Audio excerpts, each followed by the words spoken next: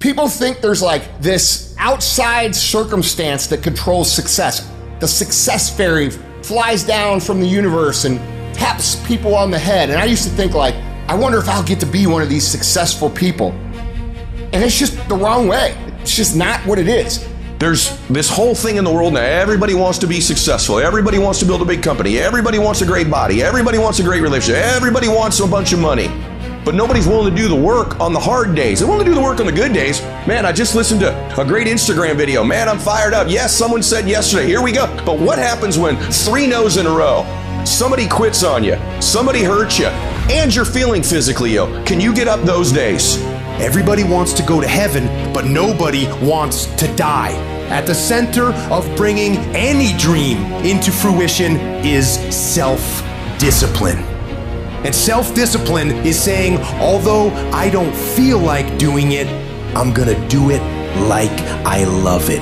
You cannot win any battle against anything in the world if you can't win the battle against your own mind. Can you push through? Can you do what winners do? And when you do what winners do, you get what winners get. You get what Jordan gets. You get what Tiger Woods gets. There's a great story. Kobe Bryant tears his Achilles tendon, but they need him to make the free throw, to stay in the game, to win. They're like, Kobe, you tore your Achilles. It's okay, bro. He walks out on the court and makes 2 free throws with a torn Achilles tendon. That's why he's Kobe. That's why he was Jordan. That's why he's Tiger. That's why she was Serena. And I promise you, if you went through the lives of these people you admire, they played hurt. They found a way. They built that muscle. It's the separator. So if you can take all the days that you feel like shit, or all the days that you're distracted, or all the days you're pissed off, you don't feel like doing it, and you make those A+ productive days, how the can you lose? The answer is you can't. So why not have a blueprint, a mindset, a habit, a way of being that says, oh, I see what's going on here. Okay, I'm stepping up. I'm taking more action. I'm coming back stronger. I'm built for this.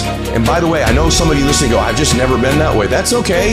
Neither were these people until they started to be that way. No one's born like that. What happens is they all hit a wall at one point and said, I'm tired of running. I'm tired of quitting. I'm tired of giving in when I'm hurt. I'm tired of backing up. I'm gonna stop.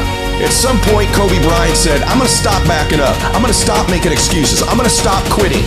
I'm gonna stop flinching. And I'm gonna step into this. This is a test that you need to pass. And there will be tests every day that you need to pass. And the more tests you pass, the easier it is to pass them. It's never gonna go your way. It's never gonna be easy. There are always gonna be things that break. There are always gonna be things that go wrong. And your job is to get through this regardless of what comes your way. You know what I'd say when I get out of bed? I'm the baddest motherfucker on the planet. Doesn't matter what happens today. It doesn't matter if there's a fucking fire or earthquake or tornado or the fucking heavens rain down fire and brimstone on my motherfucking face. I'm getting my shit done. And that's the difference between people who lose and people who win. They have a mentality that you are not going to fucking touch me. You are not going to throw me off track. And it doesn't matter if it takes until 3 o'clock in the morning. My list of shit gets done every motherfucking day.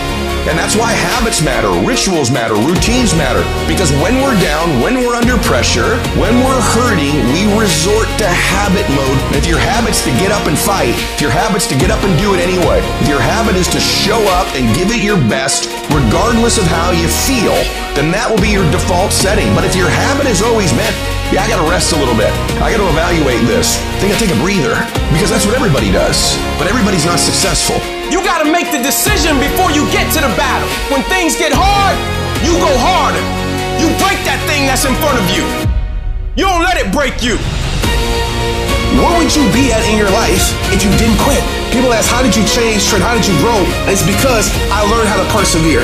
And the more you quit on things, the more it becomes contagious and you quit on everything. We have no mental toughness and we give up. We have no emotional resilience and we give up. And I know this is not the message people want to hear, because people want to always blame other people for their life. Let me tell you something right now, it's your life. Stop blaming people. Stop pointing the finger. It's on you. At some point, you got to say, you know what? I'm not going to let my past control my future. At some point, you're going to say, you know what? I'm sick and tired of being sick and tired. At some point, you know, you got to say, I'm going to make the world respect my greatest. At some point, you got to do it.